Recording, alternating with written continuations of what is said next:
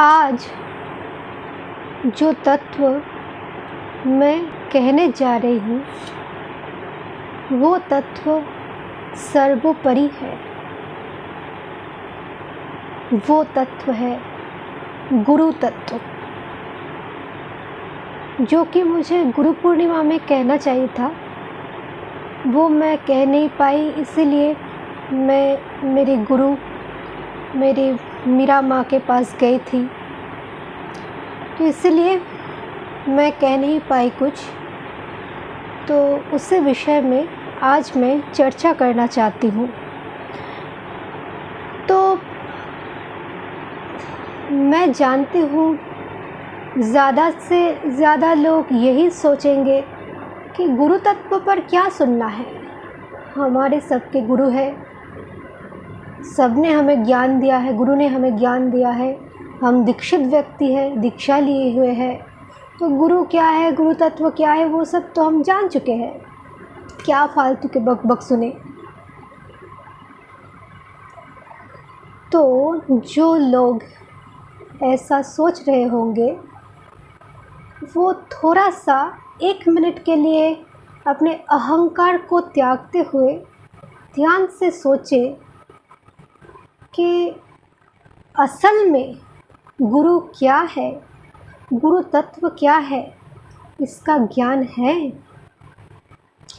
अगर इसका ज्ञान सही सही होते तो परिपूर्ण ना हो जाते। जिसे पता चल गया कि गुरु क्या है, सच्ची गुरु कौन है, सद्गुरु कौन है, जो गुरु पे समर्पित हो गए, जो गुरु तत्व को जान लिया, वो तो शिवत्व प्राप्त कर लिया, वो तो जीवन मुक्त हो गए। तो क्या आप लोग भगवत प्राप्ति कर ली, जीवन मुक्त हो गए? आप अपने आप से पूछिए, प्रश्न कीजिए। फिर अगर लगे आपको, इच्छा हो तो श्रवण कीजिएगा। तो पहले मैं आप सबसे ये प्रश्न करना चाहती हूँ कि क्या आप जानते हैं मंत्र क्या है, दीक्षा क्या है? दीक्षा तो हर कोई ले लेते हैं, लेकिन दीक्षा है क्या वस्तु? मंत्र क्या होते हैं?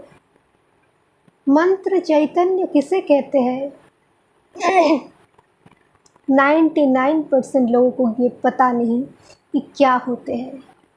उन लोगों को बस इतना ही पता है कि एक कान में मंत्र फूंक दिया किसी ने तो शुद्धिकरण हो गया, वो दीक्षा हो गया, गुरु भी मिल गया और वो भी चेला बन गया।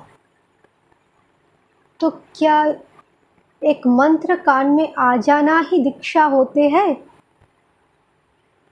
और जिन्होंने कान में मंत्र दिया, क्या वही गुरु है? बस गुरु और शिष्य में यही संबंध है, बस एक मंत्र देना? ये अच्छी तरह से सोचे।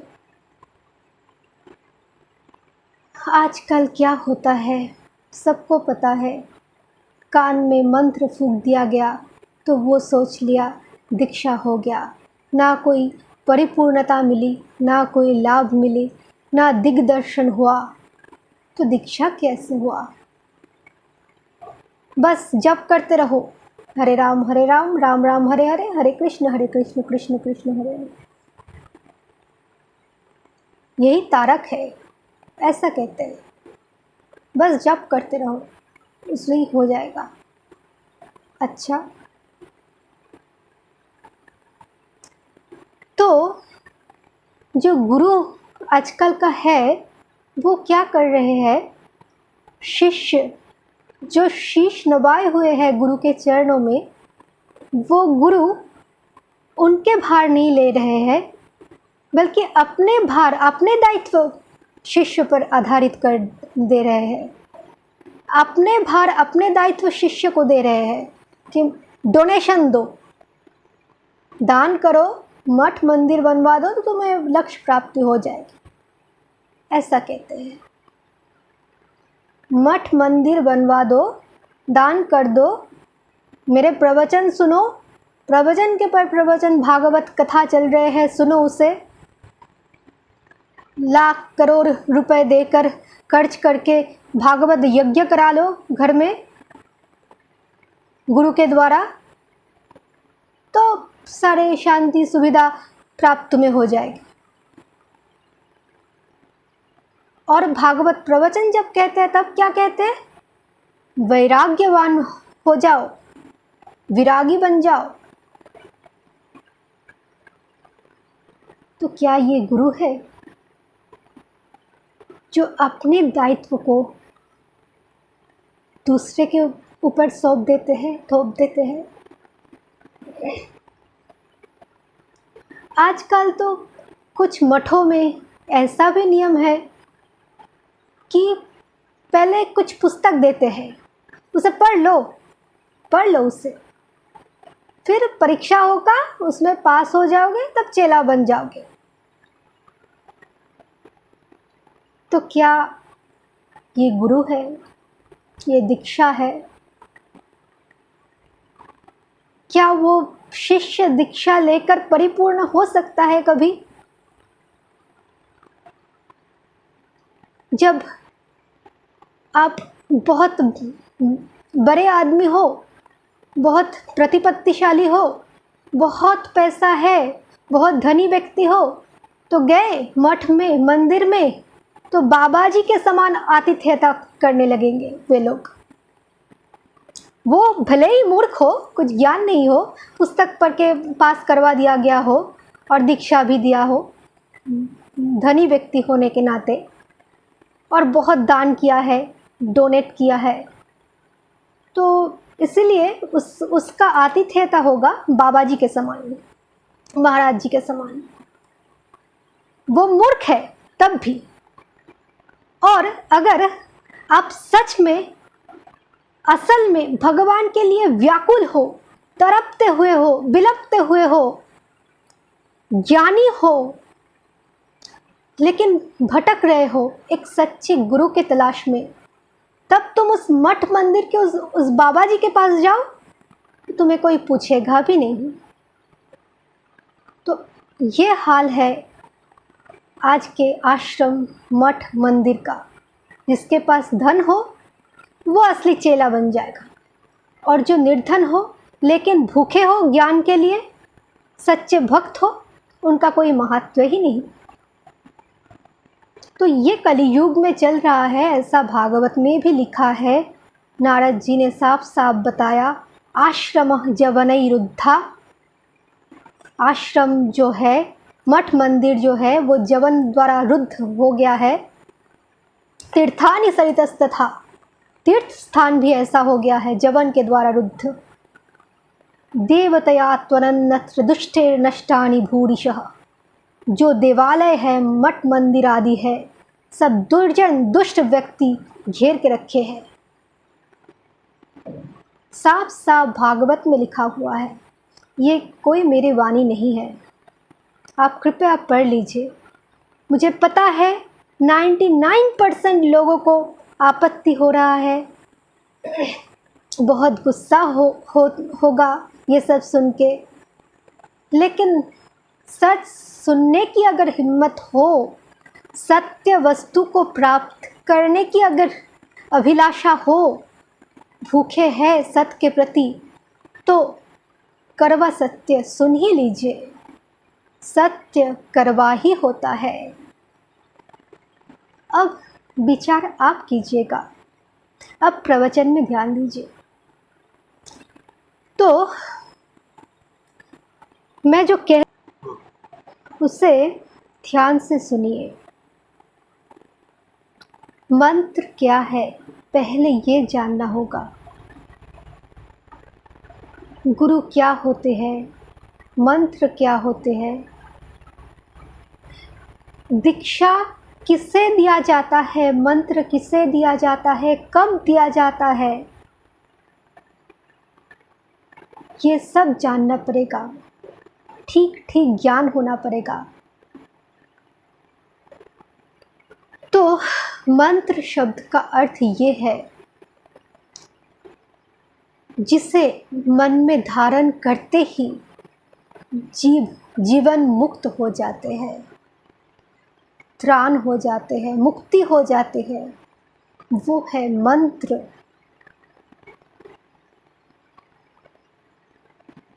इसे कहते हैं मंत्र चैतन्य, जो मन में धारण करते ही एक कंपन हो जाता है, एक दिव्य अनुभव हो जाता है, रोम रोम कांप उठता है, अश्रुपात होने लगता है, चेतना का विस्तार होता है। इसे कहते हैं मंत्र चैतन्य। तो इसी स्थिति को मुक्ति भी कहते हैं। तो जो मन में धारण करके जब मुक्ति प्राप्त हो सकते हैं उसे कहते हैं मंत्र, मन को त्राण करने वाला मंत्र। तो मुक्ति किससे प्राप्त होती है? मुक्ति उसी को ही प्राप्त होते हैं जो अपने भीतर बद्धता को अनुभव करते हैं,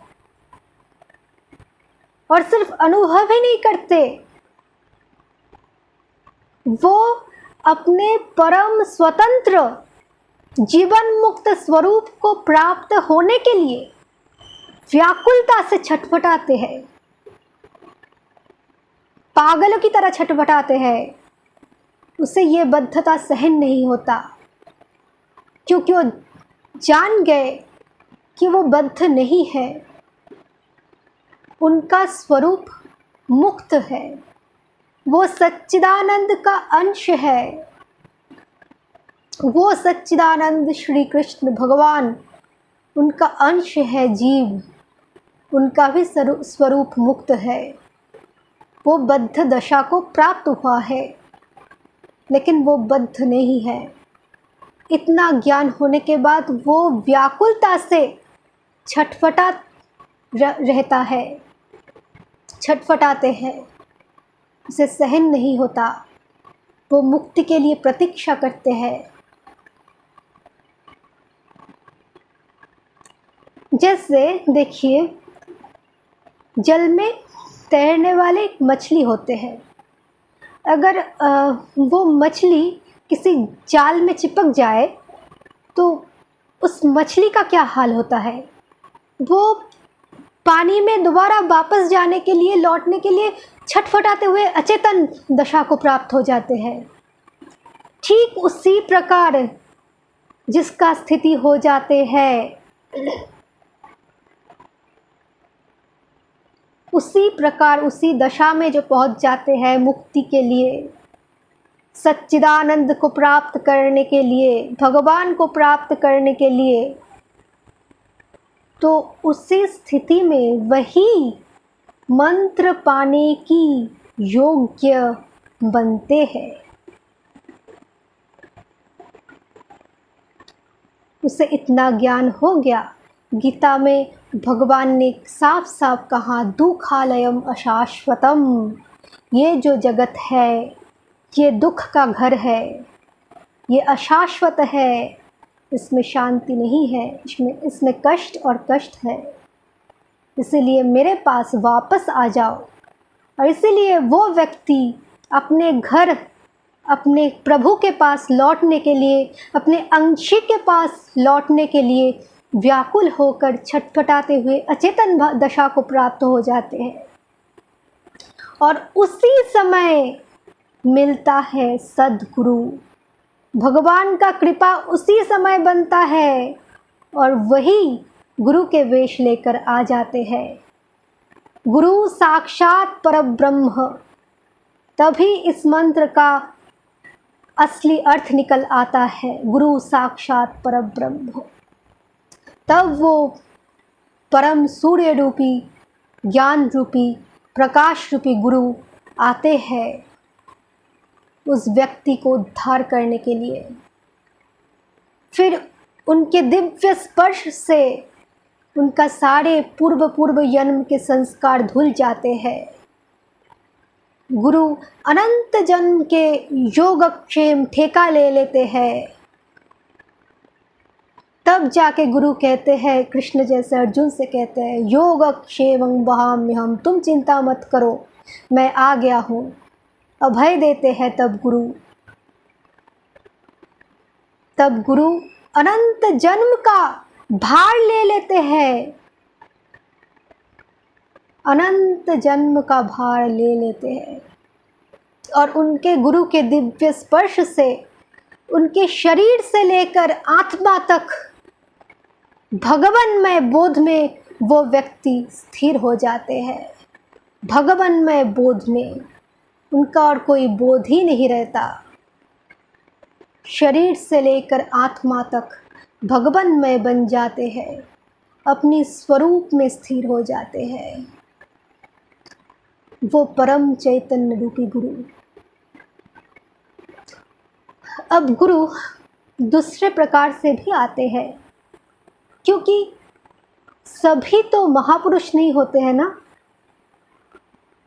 सभी तो जीवन मुक्त नहीं होते हैं ना। इस स्थिति में तो सभी पहुंच नहीं सकते। कोई कोई तो जागतिक व्यक्ति भी है कि उनको भी सुधारना चाहिए, उनका भी उद्धार होना चाहिए, क्योंकि वे लोग भी जिनका उद्धार होना चाहिए, वे लोग भी कुछ ना कुछ तप किए हैं, तपस्या किए हैं, साधना किए हैं पूर्व जन्म में। तो जो व्यक्ति पूर्व जन्म में साधना किए हैं, तपस्या किए हैं, भगवत प्राप्ति के लिए चेष्टा किए हैं, लेकिन किसी दुर्भाग्यवश, किसी कारणवश वो योग भ्रष्ट हो गए, या फिर साधना पूरी नहीं हो पाई, तब भी वो कृपालु गुरु फिर आ जाते हैं, क्योंकि गुरु परम दयालु, परम कृपालु होते हैं। वो अपने भक्त को, अपने शिष्य को भटकने नहीं देते, संसार के ओर शीश नवाने नहीं देते। इसीलिए उनको दंड मिलता है संसार में। वो बेचारा पूर्व के जन्म के तपस्या को भूल जाते हैं और फिर आके संसार में भटक जाते हैं। लेकिन जो सुकृतिकारी ये व्यक्ति है, जो पूर्व जन्म में तपस्या किए हैं, वो क्या करते हैं, इस जन्म में भटकते हैं, लेकिन वो असहनीय हो जाते हैं। भटक तो रहे हैं सब लोग, लेकिन जो तपस्या नहीं किए वो सब जीव भटकते नहीं, वो अपने जोनी में संतुष्ट है।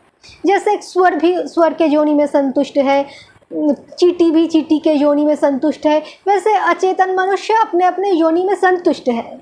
लेकिन जिन्होंने तपस्या किया, साधना किया, भगवत प्राप्ति के लिए चेष्टा किया, तो वो जब दोबारा फंस गया, योग भ्रष्ट होने के कारण, साधना पूरा ना होने के कारण दोबारा जन्म लेकर जब फंस गया, तब वो उसके लिए असहनीय हो जाते हैं, क्योंकि वो पूर्व जन्म के संस्कार उनको ताड़ना देते हैं। पूर्व जन्म में ये ज्ञान उनको हो चुका है कि माया ये कष्टदायी है, जगत कष्टदायी है। भले ही उसे याद नहीं, लेकिन वो उसके लिए असहनीय हो जाते हैं।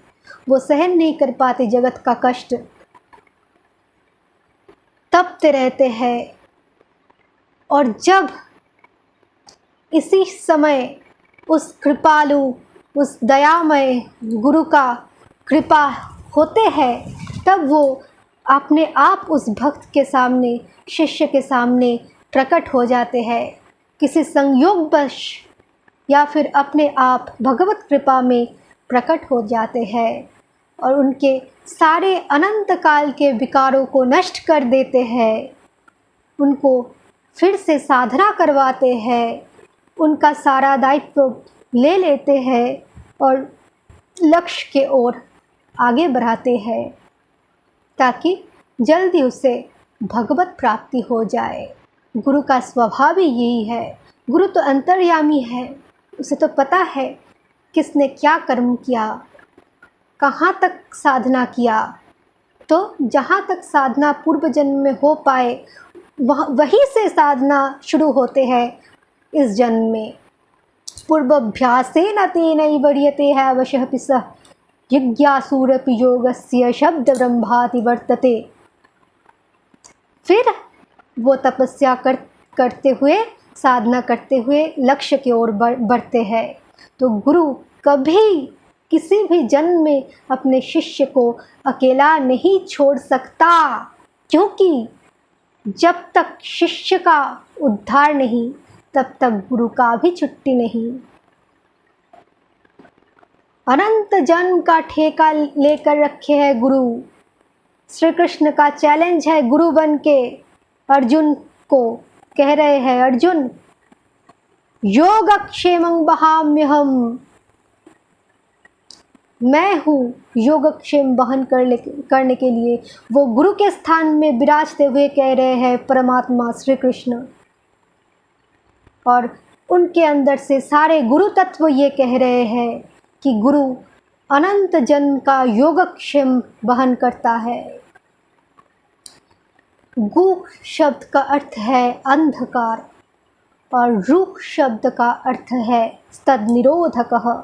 अंधकार निरोधत्वात् गुरुरित्य विधीयते। जो अज्ञान, अंधकार, दुख, भ्रम से छुटकारा देते हुए शिष्य को मुक्ति की ओर ले जाते हैं, मुक्त कर देते हैं।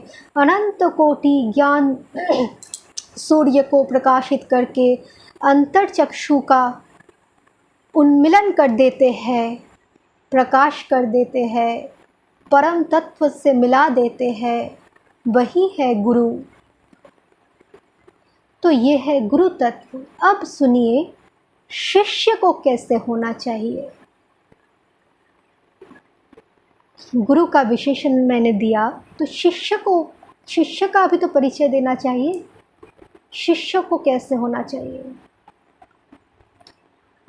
तो गुरु के बस दो मांगे हैं। ये दो मांग पूरा हो जाए तो गुरु भी उसे परिपूर्ण कर देते। तो वो मांगे क्या है? कोई डोनेशन नहीं, कोई मठ मंदिर बनवाना नहीं, बस शरणागत हो जाओ।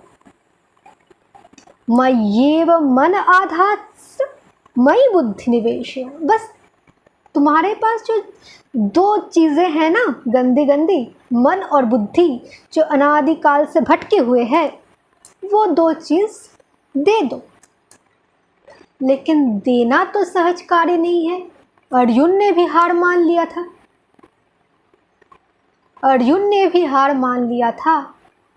ना योत्से इति गोविंद मुक्त्वा तुष्णीं बभूवः। कैसे युद्ध करूं? अर्जुन जैसे महायोद्धा, महापुरुष, वो भी हार मान लिए थे पहले।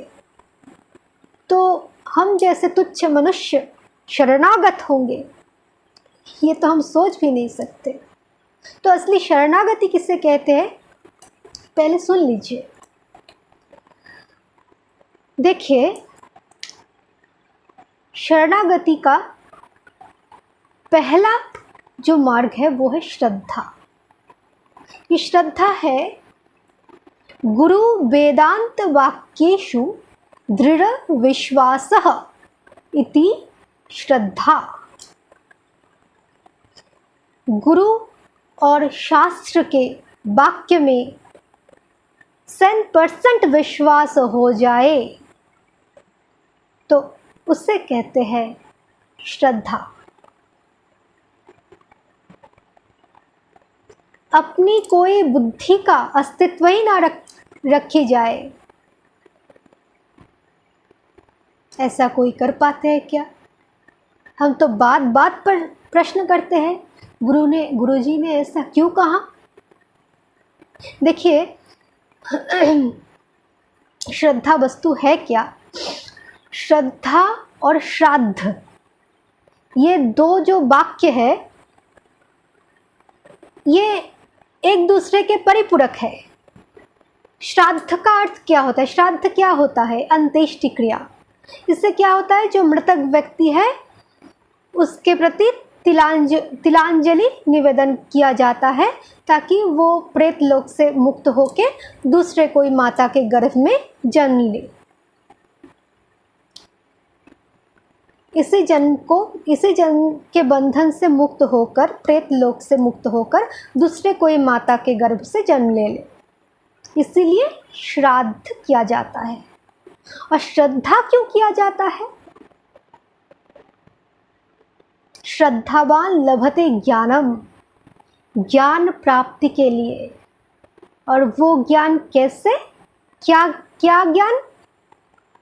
जो लाभ करने के बाद कोई दुख ना रहे, सारे दुख कष्ट, सारे भ्रम, सारे जन्म मृत्यु चक्र से सदा के लिए मुक्त होने का ही नाम श्रद्धा। इसीलिए श्रद्धा पैदा करना आवश्यक है ताकि जन्म मृत्यु चक्र से, काल चक्र से मुक्ति पाया जाए। तो एक श्राद्ध हुआ जो एक पिंड से, शरीर रूपी पिंड से मुक्त होकर दूसरे पिंड में गया, इसलिए श्राद्ध, तिलांजलि। और एक क्या हुआ? श्रद्धा, जो पैदा होने से सारे विकार, सारे भ्रम नष्ट हो जाए और ये काल चक्र से, संसार चक्र से, जन्म मृत्यु चक्र से मुक्ति हो जाए। तो देखिए ये दो शब्द का कमाल। श्राद्ध में श्राद्ध, दो शब्द के बीच एक आकार है और ये आकार जो है वो किसी को एक आकार प्रदान करते हैं, मतलब शरीर रूपी एक आकार प्रदान करते हैं, इसलिए श्राद्ध। और श्रद्धा जो है इसके बीच कोई आकार नहीं, अंत में आकार है। इसका मतलब आकार रूपी जगत से उनका छुट्टी, काल चक्र से मुक्ति, ये हो गया श्रद्धा। तो इसीलिए श्रद्धावान लभते ज्ञानम, जो शास्त्र गुरु वाक्य में 100% विश्वास रखते हैं उसे कहते हैं श्रद्धा। गुरु अच्छा व्यवहार कर रहे हैं, आपके अनुकूल व्यवहार कर रहे हैं, तब गुरु महान है, भगवान है। और अगर गुरु विपरीत व्यवहार करे, आपको ना देखे, किसी और से बहुत प्यार करे, आपसे पूछे ही ना, तो वो गुरु मुझसे क्या ऐसा क्यों व्यवहार करने लगा, मैं तो काय मन वाक्य से इनका शरणागत हूँ। और वो गुरु जी उनको देख रहे हैं, वो तो श्रद्धा ही नहीं करते, वो तो पीछे, गुरु के पीछे उटपटांग बातें करते हैं। तो गुरु जी उनको देख रहे हैं और मैं इतना काम करती हूँ गुरु के लिए, इतना काम करता हूँ गुरु के लिए, मेरे से विमुख है गुरु। बस इतना ही काफ़ी है शरणागति से च्युत होने के लिए, शरणागति से विच्युत होने के लिए, शरणागति घटाने के लिए इतना ही बुद्धि पर्याप्त है। एक भी बुद्धि लगा लिया गुरु के व्यवहार से तो गए, शरणागति नष्ट हो गए। और समर्पण, और जो मांगे हैं गुरु के समर्पण, हम कितने हैं कि सर्वस्व समर्पण कर दिए गुरु को। सर्वस्व मुंह से कहते हैं, सब कुछ गुरु में समर्पित है, असल में क्या समर्पित?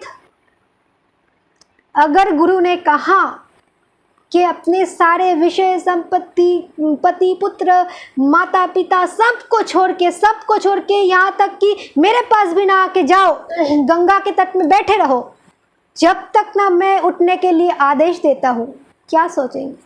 तत्क्षण बुद्धि काम कर जाएगी। बैठे रहे, ऐसा क्यों कहा गुरु ने? ऐसा कैसे संभव है? ऐसा हो सकता है? क्यों कहा? कब तक बैठे? बस।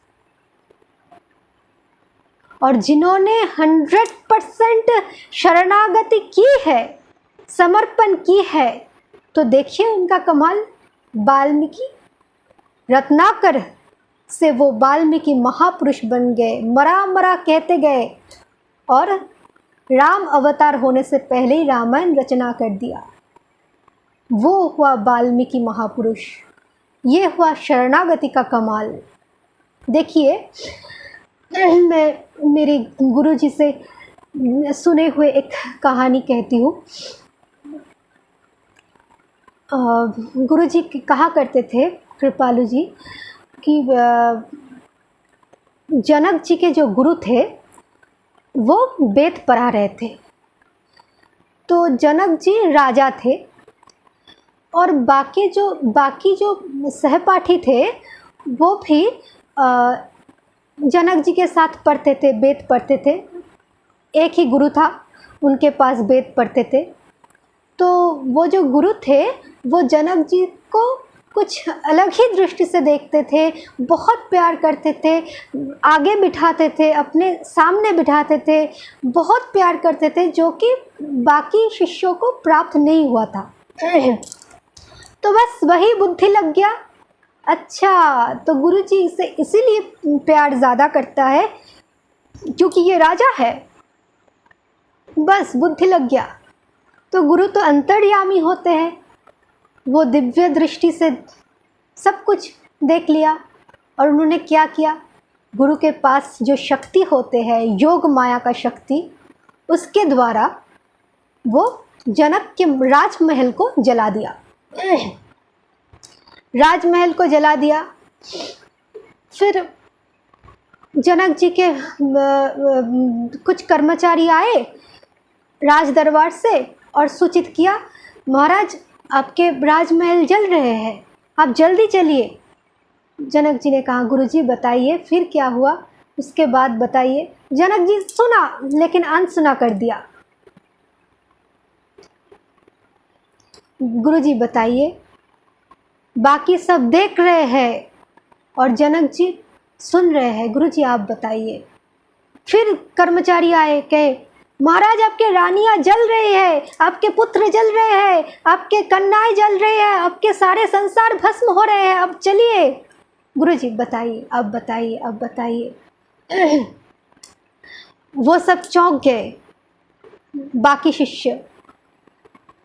फिर योग माया के द्वारा उन लोगों के घर में भी आग लगा दिया, वे लोग चले गए। फिर सब आग बुझा दिया, सारे आग गुरु ने। फिर बुलाया सबको, फिर कहा क्या शिक्षा लिया, क्यों प्यार करते हैं इसे, अब देखा तुम लोगों में और इनमें फर्क। तो इसलिए जो गुरु के प्रति 100% शरणागत हो, 100% समर्पण हो जिसको, वही लक्ष्य को प्राप्त कर सकते हैं, अन्यथा असंभव है साध्य वस्तु तक पहुंचना। आज का कथा प्रवचन यहीं तक। फिर कल और गंभीर विषय लेकर गुरु तत्व पर ही एक प्रवचन देंगे, उसमें हम गुरु को अपने शरीर के अंदर ही ढूंढेंगे। धन्यवाद।